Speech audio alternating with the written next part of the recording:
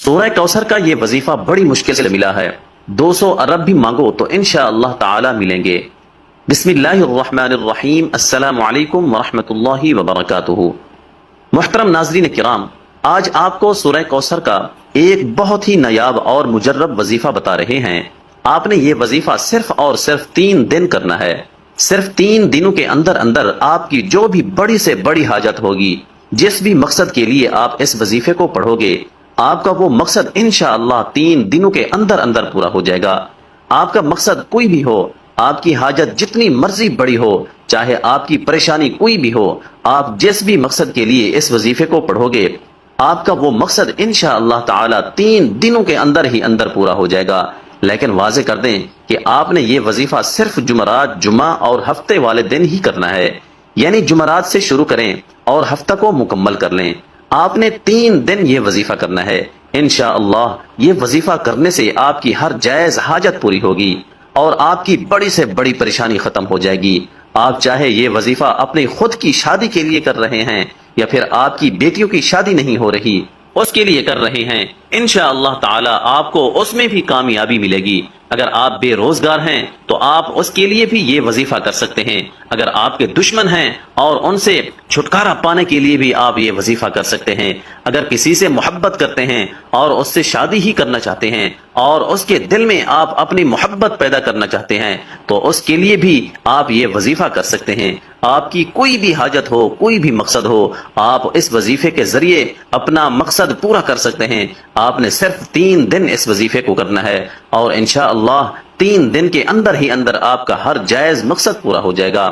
اس وظیفے کو شروع کرنے سے پہلے درود شریف لازمی پڑھیں۔ درود شریف آپ ہمیشہ ہی ابراہیمی درود شریف پڑھا کریں۔ آپ نے وظیفہ کس طرح کرنا ہے؟ آپ نے سورہ کوثر پڑھنی ہے۔ تمام مسلمان اچھی طرح جانتے ہیں کہ سورہ کوثر قرآن پاک کی سب سے چھوٹی سورت ہے۔ اس کی 3 آیتیں ہیں اور یہ قرآن پاک کے 30ویں پارے میں ہے۔ آپ کی کوئی بھی حاجت ہے، کوئی بھی مقصد ہے، لیکن شرط یہ ہے کہ وہ مقصد صرف جائز ہی ہونا چاہیے۔ اس کو ذہن میں رکھ کر آپ نے یہ وظیفہ کرنا ہے۔ وظیفہ کرتے وقت پورا دھیان آپ کا وظیفے پر ہی ہونا چاہیے، دل میں کوئی بھی وسوسہ نہ آئے۔ انشاءاللہ اس وظیفے کو کرنے کے بعد آپ کی اللہ سے مانگی ہر دعا قبول ہوگی۔ آج کا وظیفہ خاص طور پر ان تمام بہنوں اور بھائیوں کے لیے ہے جو شدید پریشان ہیں، جو اکثر کہتے ہیں کہ ہم مالی طور پر شدید پریشان ہیں، ہمارے رزق میں رکاوٹیں ہیں، ہمارے رزق میں مسئلے مسائل ہیں، اور کہتے ہیں کہ ہم جس کام میں بھی ہاتھ ڈالتے ہیں ہمیں تو صرف نقصان ہی ہوتا ہے، ہمیں تو ایسا لگتا ہے کہ ہمارا رزق بالکل بند ہو چکا ہے، کوئی راستہ ہمیں سمجھ ہی نہیں آتا، اندھیرے میں ہی ٹامک ٹوئیاں مار رہے ہیں۔ آپ ہی ہمیں بتائیں کہ ہم کیا کریں، ہم ایسا کون سا خاص وظیفہ پڑھیں؟ لیکن اگر کوئی وظیفہ کریں بھی تو ہمارا کیا گیا، کوئی بھی وظیفہ اثر ہی نہیں کرتا۔ تو ناظرین کرام، آج ان تمام بہنوں اور بھائیوں کے رزق اور دولت کے جتنے بھی مسئلے مسائل ہیں انشاءاللہ تعالی وہ سارے کے سارے حل ہو جائیں گے۔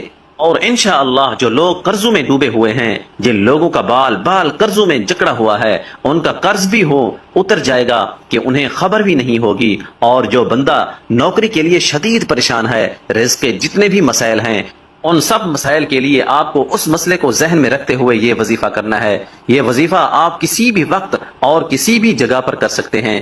بے شک آپ اسے چلتے پھرتے کر لیں یا پھر جہاں بھی آپ موجود ہوں، کچن میں موجود ہوں، چارپائی پر ہوں، سفر میں ہوں یا گھر میں کوئی کام کر رہے ہوں، باہر کسی پارک میں چہل قدمی کر رہے ہوں یا پھر کھیتوں میں کام کر رہے ہوں، آپ بآسانی اس وظیفے کو کر سکتے ہیں۔ اس وظیفے کو پڑھنے کے لیے وقت کی بھی کوئی پابندی نہیں ہے، کسی بھی وقت آپ یہ وظیفہ کر سکتے ہیں۔ کام کر رہے ہیں، دن رات، صبح شام، بارش میں یا آندھی میں، غرض آپ ہر وقت کر سکتے ہیں۔ اگر آپ نوکری پر ہیں تو آپ اس سے مزید بہتر اور مزید اچھی نوکری چاہتے ہیں، یا نوکری پر آپ کے کسی سینئر کے ساتھ مسئلے مسائل چل رہے ہیں اور آپ چاہتے ہیں کہ میں ہی کامیاب ہوں، اس کے لیے بھی آپ یہ وظیفہ کرنا چاہتے ہیں، یا کسی بھی رزق کے مسئلے کے لیے آپ یہ وظیفہ کریں، لیکن اس مسئلے کو ذہن میں رکھتے ہوئے ہی یہ وظیفہ کریں۔ آپ کو اس عمل کو کرنے سے پہلے نیت لازمی رکھنی ہے کہ مجھے فلاں قسم کا کام ہے اور مجھے اتنی رقم مل جائے، انشاءاللہ تعالی اللہ پاک آپ کو اس سے کئی درجہ زیادہ عطا کر دیں گے۔ ناظرین کرام، اس وظیفے کے اتنے فائدے ہیں کہ کسی نے جب بھی یہ وظیفہ کیا اس کے فوائد اس کو اتنے ملے کہ اس نے پھر اپنی زندگی میں کبھی یہ وظیفہ چھوڑا ہی نہیں، اور پھر اس نے آنے والی ساری زندگی مستقل یہ وظیفہ کرنے کی عادت بنا لی، اور اب بھی وہ ان 3 دن لازمی یہ عمل کرتے ہیں۔ جب آپ لوگ سب سے پہلے یہ وظیفہ کرنے لگیں تو کوشش کریں کہ اس وقت بھی باوضو ہو جائیں۔ وضو کرنے کے بعد اگر آپ لوگ گھر میں موجود ہیں تو سکون سے ایک جگہ بیٹھ جائیں۔ کبھی بھی جلد بازی میں آپ لوگ کوئی بھی عمل یا وظیفہ بالکل بھی نہ کرنا، بلکہ مکمل سکون اور اطمینان سے آپ لوگ کہیں بیٹھ جائیں۔ سب سے پہلے 7 مرتبہ درود پاک پڑھ لیں، لیکن یاد رکھیں کہ درود شریف آپ ہمیشہ ابراہیمی درود ہی پڑھا کریں، اور درود ابراہیمی تو دنیا کے ہر مسلمان کو آنا چاہیے، کیونکہ درود ابراہیمی کے بغیر تو نماز بھی اللہ تعالیٰ کی بارگاہ میں قبول نہیں ہوتی۔